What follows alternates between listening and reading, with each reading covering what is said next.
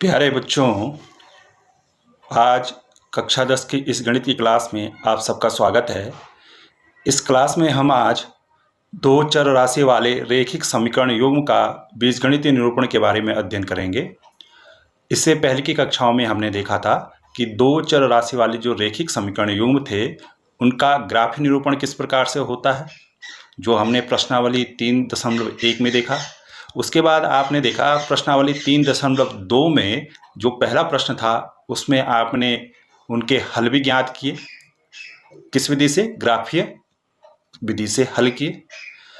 अब यहाँ पर हम अध्ययन करेंगे कि वो जो दो चर राशि वाली रेखिक समीकरण युग्म होते हैं उनका बीजगणितीय निरूपण कैसे होता है। अभी हम केवल निरूपण की बात कर रहे हैं, उनको हल करने की बात नहीं कर रहे हैं।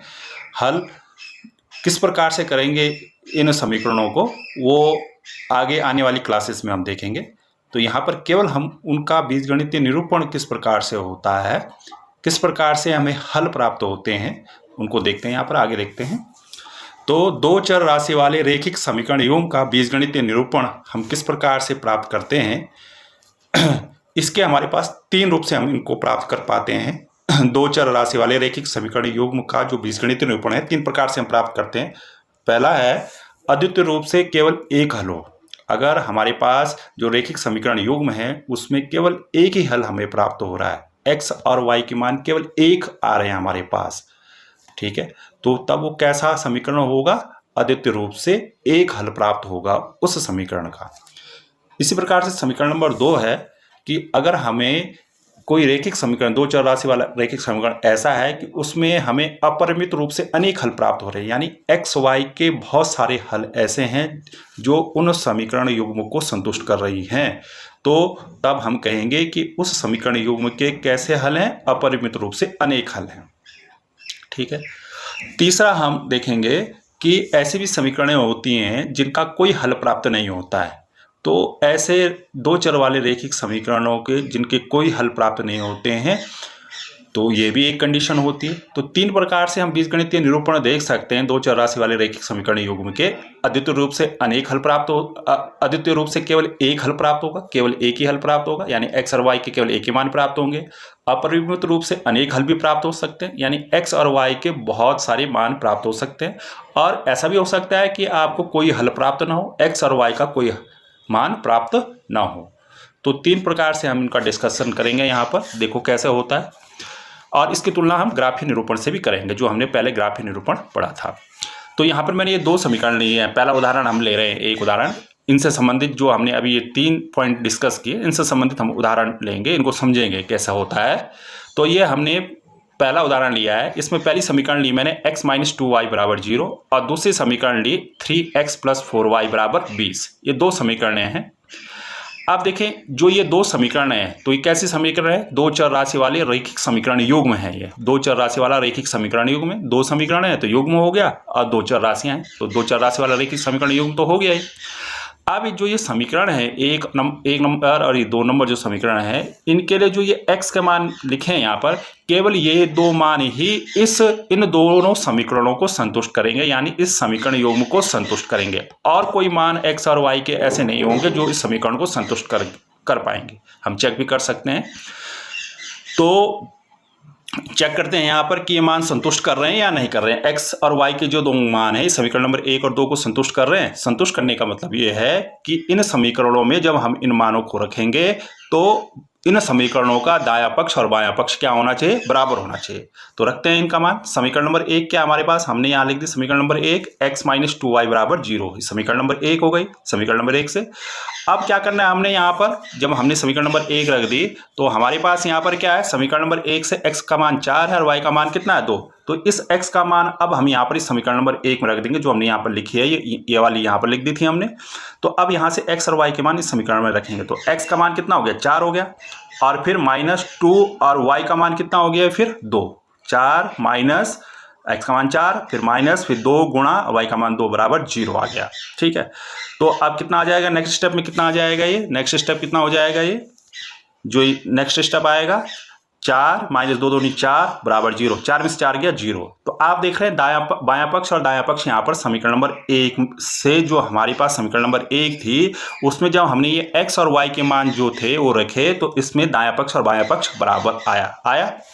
ठीक है, इसी तरह से हम समीकरण नंबर 2 में रखें अगर इन मानों को, इस x और y के मान समीकरण नंबर 1 और 2 यहाँ रखें तो देखो x का मान हमने, ये समीकरण नंबर 2 क्या है हमारे पास 3x प्लस 4y बराबर 20 है। समीकरण नंबर 2 आप देख सकते हैं, वही मैंने यहाँ पर लिख दिया 3x प्लस 4y बराबर 20। अब क्या किया आपने फिर अगले स्टेप में, ये x और y के जो मान है ये रखे, x और y के मान, x का मान कितना 4 है, 3 गुणा और x की जगह कितना रख देंगे 4 प्लस 4 और y की जगह कितना रख देंगे 2 बराबर 20। तो कितना होगा 3 चौको 12 और ये प्लस 4 दूनी 8 बराबर 20। तो 12 8 कितना हो गया 20, दोनों जगह 20 आ गया, दाईं साइड में 20 आ गया, बाईं साइड में 20 आ गया। तो आप यहाँ पर देख रहे हैं कि ये दो जो समीकरण है, समीकरण नंबर 1 और 2, उसमें अगर x और y के मान रखते हैं तो हमारे दाएं पक्ष और बाएं पक्ष दोनों समीकरणों में क्या आते हैं, बराबर आते हैं। तो इसका मतलब क्या है, इसका अर्थ ये है कि जो ये x और y के मान है ये इन जो इस समीकरण है 1 और 2, यानी हम इनको क्या कर रहे हैं, दो चर राशि वाला रैखिक समीकरण युग्म जो है वो उनके हल कौन है, ये x और y है। ठीक है ना, तो x और y जो ये हैं, x बराबर 4 और y बराबर 2 जो हैं, ये जो दी गई यहाँ पर दो रैखिक समीकरण युग्म हैं 1 और 2 उसके हल हैं। ठीक है ना, x और y उसके क्या है, हल है। क्यों हल है, क्योंकि ये मान जब इन समीकरणों में हम रख रहे हैं तो वो उन समीकरणों को संतुष्ट कर रहे हैं। तो यहाँ पर कितने हल प्राप्त हो रहे हैं, और मान देखेंगे अब x और y के लिए आप और x और y भी ले सकते हैं, तो आपको ये मान दायां पक्ष और बायां पक्ष बराबर नहीं आएगा। आप और मानों के लिए भी चेक कर सकते हैं, केवल इन दो मानों के लिए ही यहाँ पर ये दोनों समीकरण संतुष्ट होंगे, यानी दायां पक्ष और बायां पक्ष बराबर होगा। तो हम क्या कह सकते हैं आपकी, जो ये x और y के मान है यहाँ पर समीकरण नंबर 1 और 2 में जो हम ये x और y के मान रख रहे हैं, ये कैसे हैं, अद्वितीय रूप से केवल एक हल है इन समीकरण युग्म का। बात समझ में आ रही। अगर कोई समीकरण युग्म ऐसा है, दो चर राशि वाला रैखिक समीकरण युग्म ऐसा है कि उसके लिए x और y के जो मान हैं केवल उन्हीं मानों को रखने पर वो समीकरण संतुष्ट होती हैं, तो हम कहते हैं कि वो कैसे हैं, अद्वितीय रूप से एक हल हैं उस रैखिक समीकरण युग्म के। तो ये जो x और y हैं ये अद्वितीय रूप से एक हल हुए, एक x और y एक साथ हैं, क्योंकि दो मान एक साथ हैं, दोनों समीकरणों में एक साथ हैं, तो यहाँ पर अद्वितीय रूप से एक हल है इन दिए हुए रैखिक समीकरण युग्म के। ठीक है, तो याद रखिए अगर आपके पास कोई रैखिक समीकरण युग्म है और उसमें अद्वितीय रूप से एक हल प्राप्त होता है तो वो उसका बीजगणितीय रूप है। बात समझ में आई। कोई दो चर राशि वाला रैखिक समीकरण युग्म आपके पास आया और उसको जब आप हल करेंगे, आगे हम विधि देखेंगे, बहुत सारी विधियां होती हैं हल निकालने की, तो वहां पर अगर आपको अद्वितीय रूप से एक ही हल प्राप्त होगा तो उस स्थिति में बीजगणितीय रूप क्या होगा, बीजगणितीय रूप कह सकते हैं हम कि उस रैखिक समीकरण युग्म का बीजगणितीय रूप क्या है, अद्वितीय रूप से एक हल हमें प्राप्त हो रहा है। और याद रखिए जब अद्वितीय रूप से एक हल प्राप्त होता है, आगे हमने देखना एक टेबल बनानी है हमने वहां पर, तो डिस्कस करना है वहां पर कि जब अद्वितीय रूप से केवल एक हल प्राप्त होता है उसमें ग्राफीय निरूपण प्रतिच्छेदी रेखाएं प्राप्त होती हैं। आपने पहला प्रश्न में देखा अभी प्रश्नावली 3.2 का जो आपने पिछली क्लास में देखा, तो उसमें आपको प्रतिच्छेदी रेखाएं मिल रही थी और तभी आपको अद्वितीय रूप से एक हल मिल रहा था, एक्स और वाई के केवल एक हल मिल रहे थे।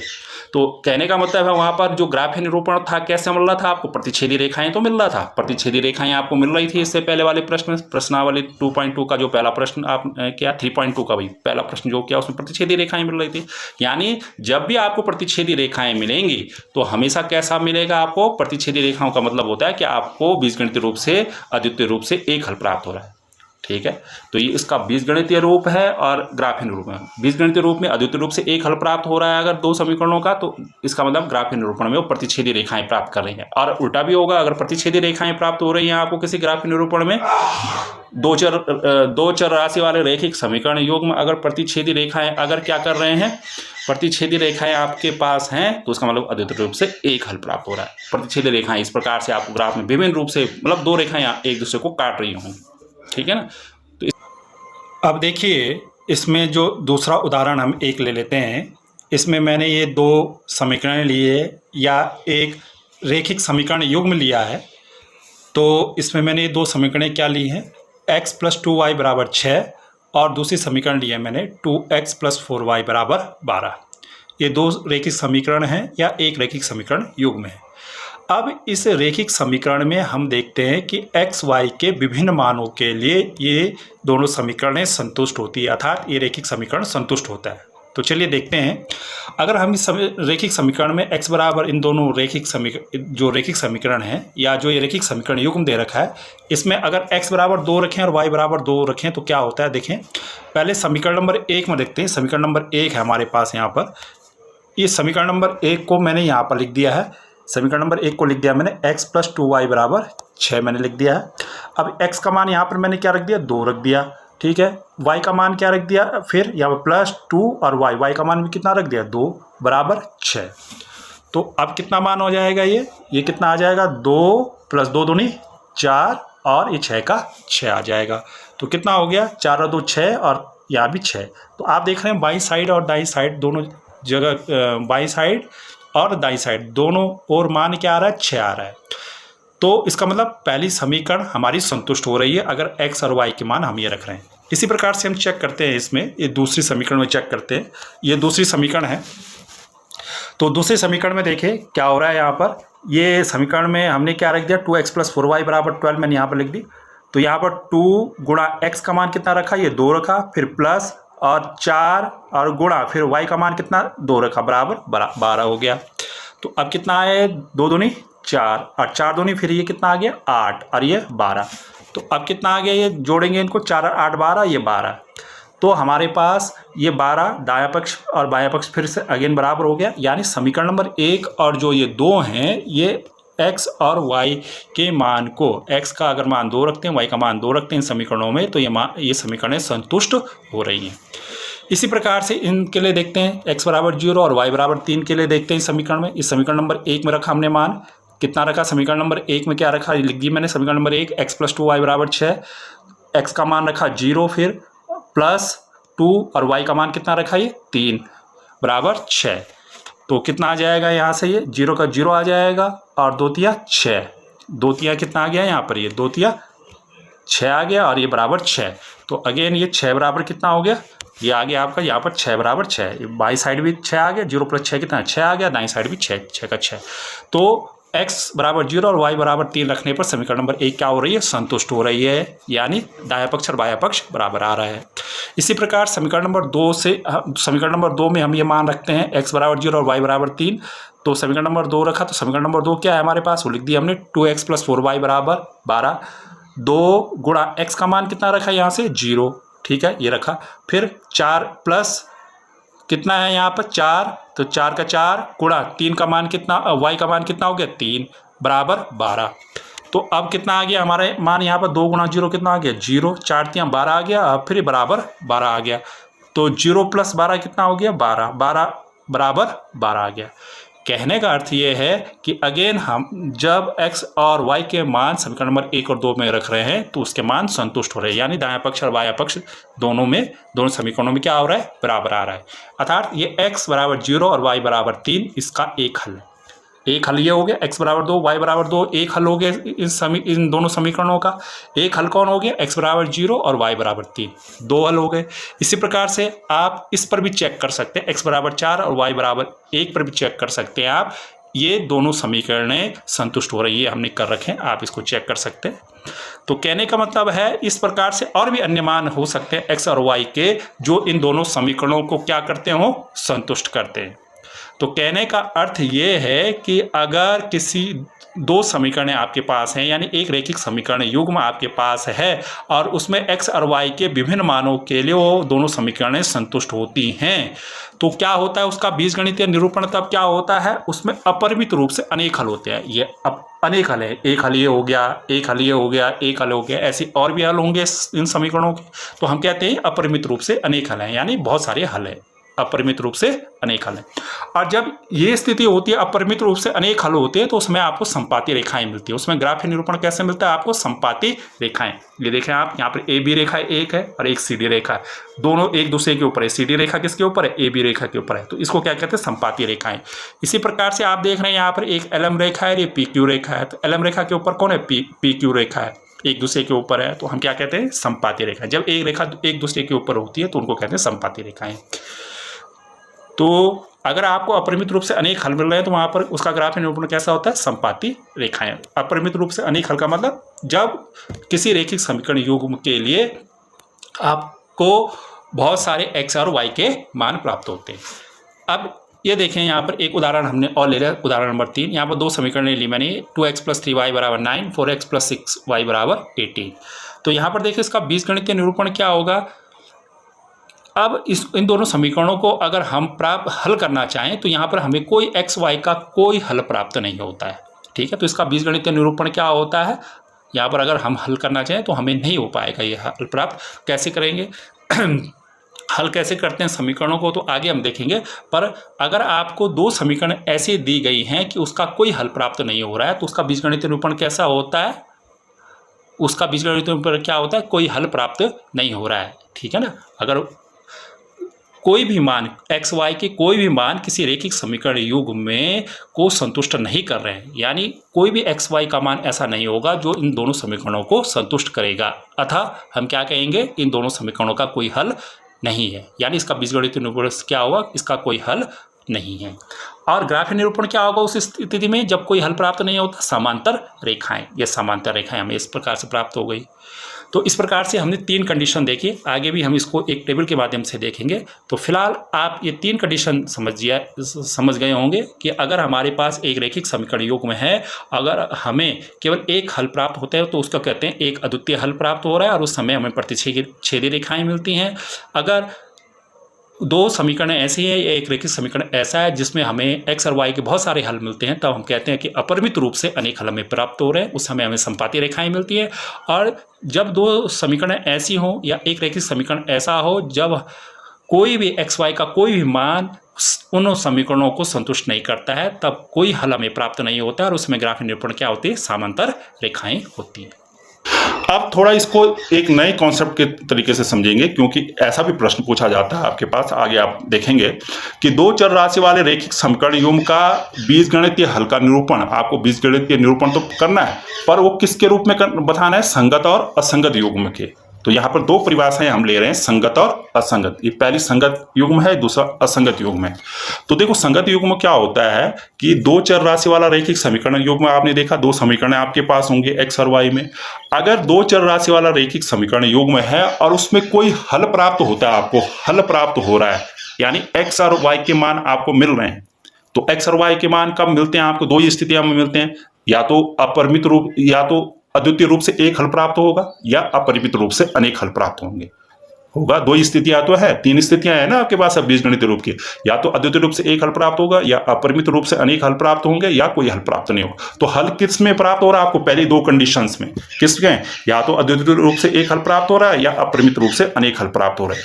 तो वो उस स्थिति में जब आपको केवल अद्वितीय रूप से एक हल प्राप्त हो रहा है या अपरिमित रूप से अनेक हल प्राप्त हो रहे हैं, तो आप कह सकते हैं कि जब 2 समीकरण युग्मों में 2 समीकरण युग्म जो है आपके पास, 2 चर राशि वाली जो रैखिक समीकरण युग्म है, उसका कोई ना कोई हल आपको मिल रहा है, चाहे वो एक मिल रहा है चाहे बहुत सारे हल मिल रहे हैं, तो तब वो रैखिक समीकरण युग्म कैसा होगा, संगत।